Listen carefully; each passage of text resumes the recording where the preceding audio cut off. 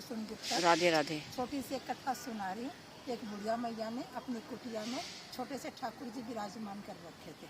एक बुढ़िया थी, अपनी कुटिया में भगवान जी को नित्य नित्य नए नए भोग लगाती, 8 बार दिन में भोग लगाती।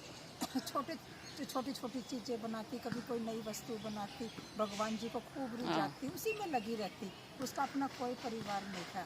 वहीं यमुना कुमारी के किनारे एक भजनानंदी ऋषि रहते थे। वो कभी बुढ़िया की कुटिया में आ जाते, कहते अलख निरंजन। बुढ़िया माई कुछ भोजन प्रसादी बचती उसे दे देते और वो लेके खा लेते। कुछ पात्र नहीं लेके आते, हाथ में अंजलि में मैया दे देती, उसी को खा लेते।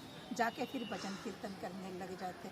वो साधु के मन में ना भजन करने की तो बहुत तमन्ना थी, कभी भगवान के दर्शन करने की तमन्ना नहीं जगी।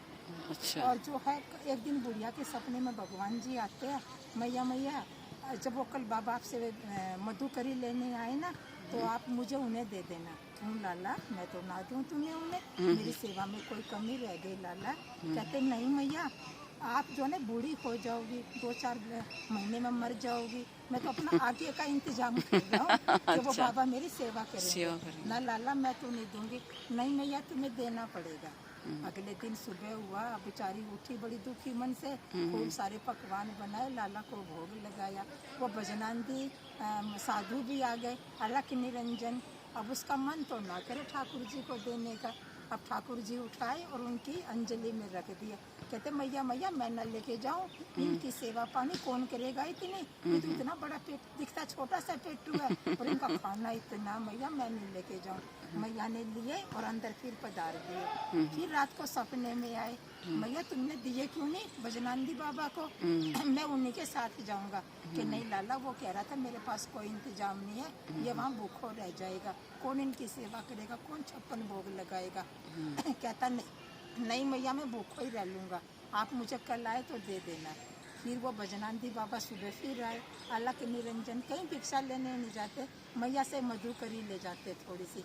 मधुकरी किसे कहते हैं, जो भगवान को भोग लगाया, फिर हमने पाया, जो बचा उसे मधुकरी।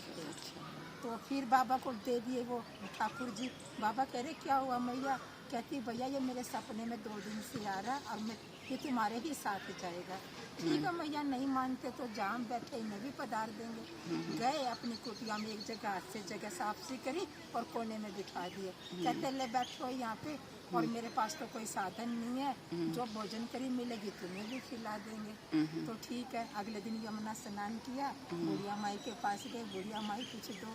बुढ़िया माई ने आटा दिया, बाबा ने आटा उठा ऐसे ऐसे किया, मोटा सा टिक्कड़ बनाया और भगवान जी के आगे रख दिया। लो खा लो इसे, मैं भजन कर रहा हूँ। अब आए वापस रात को, खा लिया। कहता हाँ खा लिया, बढ़िया था, हाँ बढ़िया था। 3-4 दिन बाद पूछते हैं मजे हो रहे ठाकुर जी। कहता मजे तो हो रहे, सूखा टिक्कड़ खाता हूँ ना, गले में अटक जाता है, तनिक थोड़ा घी लगा देते। अगले दिन फिर मैया पे कुछ मांगने गए, मैया थोड़ा आटे के साथ है ना घी भी दे देना। मैया कह रही देखते जाओ बाबा भी वो क्या क्या करेगा। अगले दिन टिक्कड़ पे घी लगाया, रख दिया। फिर 5-6 दिन बाद पूछते हैं ठाकुर जी मजे हो रहे हैं, मजे तो हो रहे हैं, तनिक स्वाद नहीं आ रहा, जरा आटे में नमक डाल दो। अगले दिन कहता है आटा लाना, नमक लाना, घी लाना।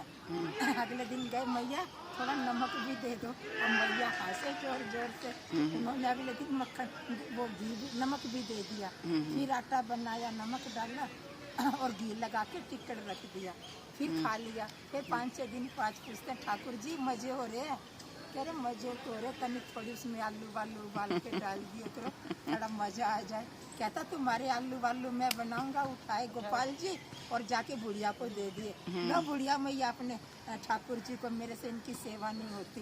बुढ़िया ने पकड़े, उछले गोपाल जी और साधु की अगल भैया में फंस गए। अच्छा। तो कहते मैं तेरे साथ इसलिए रहना चाहता हूँ, तू माला तो बहुत फेरता है, लेकिन कभी तुझे मेरे दर्शन की अभिलाषा नहीं है। अच्छा। मैं इसलिए तेरे गल भैया फंस गया हूँ, तू मेरी सेवा कर और मेरे दर्शन कर, फिर तेरा कल्याण होगा।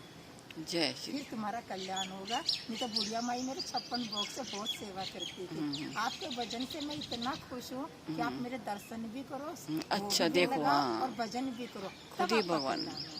जय श्री राम। जय श्री राम। अक्षय तृतीया के लिए बोलो कुछ। अक्षय तृतीया के लिए आज हमारे ठाकुर जी की अक्षय तृतीया पायल के दर्शन होते हैं, इनके चरणों में चंदन लगाते हैं। आज ही सूरज देवता ने द्रौपदी मैया को अक्षय पात्र दिया था, जिससे वो मन चाहे पदार्थ ले सकते, जितना चाहे भोजन ले सकती है।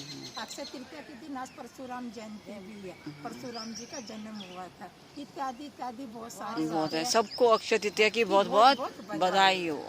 जय श्री कृष्णा, जय श्री राधे, जय शोभा जी। Kusum ji thank you.